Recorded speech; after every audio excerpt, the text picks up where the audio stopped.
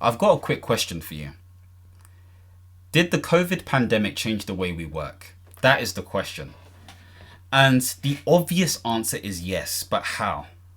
Now, I haven't necessarily got like crazy facts and figures, but I have got my notes here just to sort of like prompt stuff for me. When I think about my own experience during COVID, I remember I started a new contract and it was March of 2021. And it wasn't even a new contract, sorry, it was a new job. I was working permanent 9 to 5 for the NHS as a senior implementation manager. And it was, I think I got this role or started this on the 16th of March, I want to say. Something to that effect, or the beginning of March. And I was only in the office for 2 weeks until we heard in the news that COVID was a thing. There was a global pandemic. What? I've heard of I think it's an epidemic, but not a pandemic, like across, whereas epi is around or, localized. And so what did that mean for me? It meant that there were people I never met before that I had to meet virtually. It meant that in terms of like being set up at home, I had to be naturally ready for, or even set up for the whole online thing. Now, I was already set up, don't get me wrong, but internet consumption went up, electricity consumption went up. Sitting at my seat for longer hours went up. Proving that I was doing work was more of a thing. Finding unique ways to collaborate and facilitate when it was coming to brainstorming session became more of a thing. So, whether you use Google Meet, Teams, Skype, do people still use Skype? I guess they do. Skype and a few others was really important. Using things like, I think it was Google Jamboard or Miro or Trello or Asana or Notion or whatever you use, Planner for Microsoft, became more important. Understanding how to utilize tools and stuff. Finding savvy ways to sort of like catch up with people, but also work and, know when to speak and not to speak. And like, is it right to say it now? Like picking up on body language and cues much more, because obviously I was used to doing that in the flesh. But also understanding how to sort of like create the right level of boundaries. Now, there is this whole thing where, individuals who aren't home office workers would be like, oh, you're working from home, you're lucky.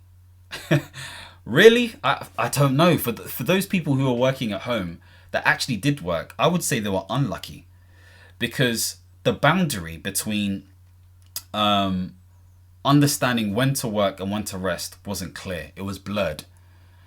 If anything, I worked much longer hours. Now, by the way, I am not saying this was harder by any means. And of course, this is very relative, but some things are a bit more measurable.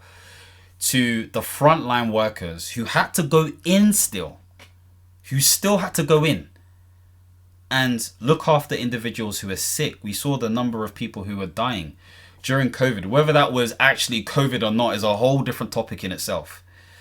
But they could have contracted it themselves, and many of them did. Some of them even brought it into work. But the fact that they had to do that and still do the long shift, the long hours under the conditions that they were in, mind-blowing, crazy. Some may say actually not that crazy, because actually as a UK we shouldn't have locked down the way we did. And actually there was some evidence to suggest that actually there were better ways to deal with the situation. Interesting stuff. Of course, this is not what I'm talking about. I'm talking about more so how did it affect us? But look into that stuff. Comment below in terms of what you think. The point being made though is that it changed the way I worked. Now, I was kind of like working from home on and off anyway, because I think in the job before, we were allowed to work from home 2 days a week and then, 3 days a week in the office. It was normal. But let's think about it. Because now I was working at home, I was gaining weight. Getting 10,000 steps a day was a myth. It just was a myth.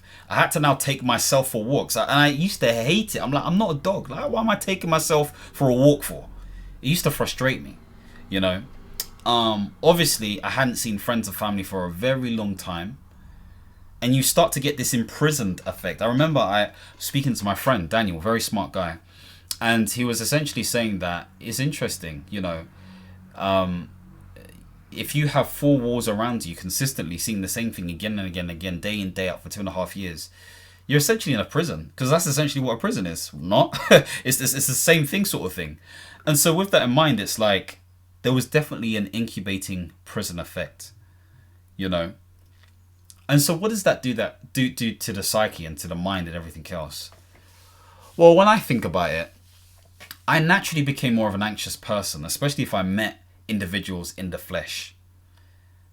Don't know why that was. We could probably break it down, but essentially, I don't know. There was a bit of a nervousness, and so with that in mind, you become more insular, a bit more introverted by nature. I don't think introverted is the right word. I think it's insular. That's definitely a better word in my mind, at least. Anyway, someone can look at the definition and correct me, but I don't think it's introverted. But I didn't want to be as social, but there was a part of me that still did. So there was that. I've spoken about the fact that I essentially got fatter because, I wasn't doing my steps. I wasn't eating as clean. So the Uber Eats went up. The Deliveroos went up. All of that stuff went up. I had screen fatigue. Oh my gosh. Just getting burnout from looking at the screen so often, whether that was on my phone, whether that was on the laptop, etc., etc. So with that in mind, screen time went up. So I was doom scrolling much more. This is where the whole sending the memes and all that stuff came into play. Think about, before the pandemic, were we doing this stuff? No. This is why the Magic 7, so the Googles, the Facebooks, all that stuff, it just went up. They just made crazy money, and it's become a way of life now. And so really and truly, you could be more productive at home, for sure. But there is a certain level of fatigue and sort of like lack that exists. Anyone talks about going into the office, oh, no, I'm not looking to do that. What? For what? When I can save money on transport? Are you crazy? They increased that transport thing 5% each year? Why would I do that? Nah, fam, I'm staying at home. I'll go in when I need to, and it has to be special events or, meetings or whatever it may be. That is the energy. I've got a mini stat here, and it says here that 70% of employees now prioritize flexibility, as sourced from McKinsey. So there's this whole thing of normalizing remote working. And so you got some individuals that were leading the way in relation to saying, no, everybody can go remote, and this is a thing that will just become a thing, and probably they save money when it comes to leases or rents or whatever it may be. There were other individuals who have deemed more old school by nature, typically baby boomers, who are like, no, we're paying for a lease or rent, and actually you're much more productive going into the office. I think Jamie Dimon, who is the CEO of what's that company called? JP Morgan. I think it's JP Morgan. There is this famous recording of him basically saying everyone's lazy within his workplace. He's seeing meetings and meetings and meetings, which has become ridiculous. He's villainizing the whole remote working sort of setup, and it's just like people need to come into the office and stop moaning and itching, should I say. Itching with a B. So with that in mind, like, there are people who have strong views. So I've got some more stats. So studies have showed that output remains stable or increased despite some home distractions. So what's a home distraction if output has gone up? And those distractions could be, you could be watching a show in the background, or you could be working in your bed, or you could be doing some washing or cooking or whatever it may be. But you're still getting the outputs done. And why? Because if I think about myself, when I went into the office, and those people who used to work with me would vouch for me, but when I say I was everywhere, I was speaking to everyone. Oh, how's it going? How's this going? Yes. Okay, I'll get that paper for you. Okay, cool. This. Like, literally, I never had coffee, but I had coffee breaks. I would speak to people in the kitchen, and that's where I'd break bread. Or there'd be great brainstorming session. Hey, Chris was somebody I used to work with, great guy. Hey, Chris, it'd be great to just talk over this spreadsheet and talk about how we can optimize it more. A lot of that stuff would happen. So there was a lot of build up, but then yes, there was great work that happened when we actually did this stuff. But I may be less likely to do that. I'm less likely to do the chit chat if it's just straight a Teams meeting booked in. Yeah, how's it going? Blah, blah, blah. First minute, whatever. Get straight to work because you don't have that much time. because maybe you want to have lunch or you got another meeting or whatever it may be. I will never forget when I was working permanent 9 to 5 in the last job I was doing before I started contracting. I remember in one day I had 12 meetings. I didn't get any work done. And this was during the pandemic. I said, "Hey, for what? What am I doing? This is not productive."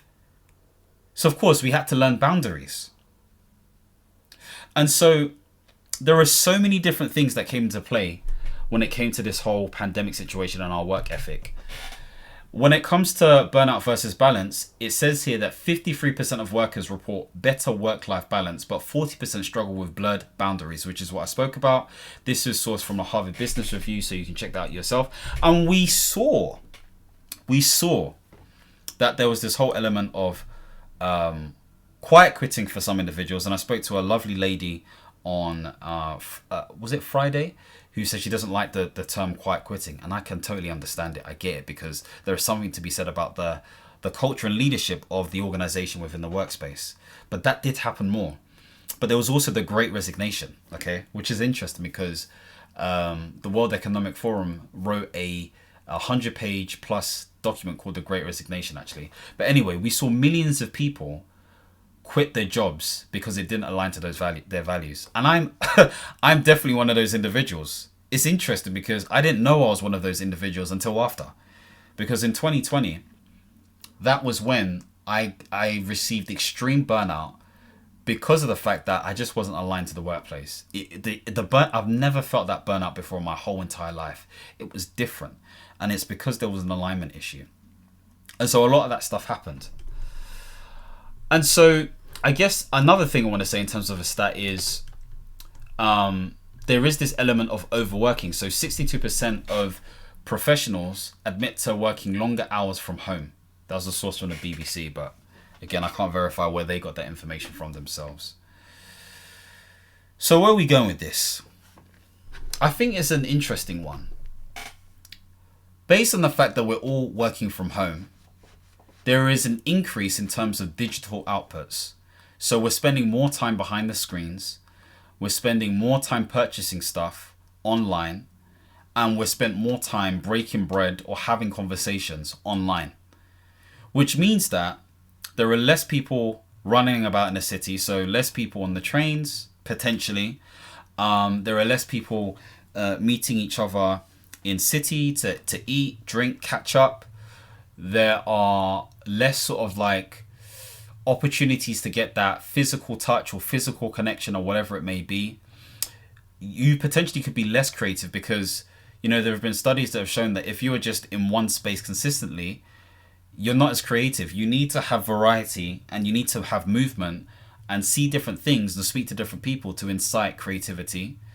There is this element of, there is increased, well, not just FOMO, but increased standardization in terms of what information we take in because of that lack of variety.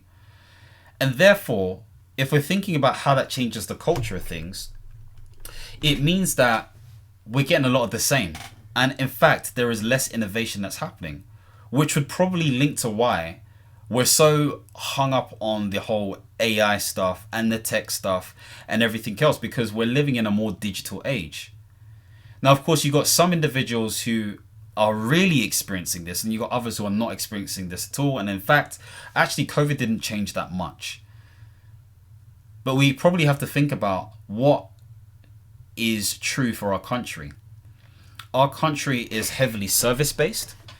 And so because we're heavily service-based, we're probably more positioned towards the digital. And I think even though it has its perks and benefits, that is also a shame. You know, that is also a shame.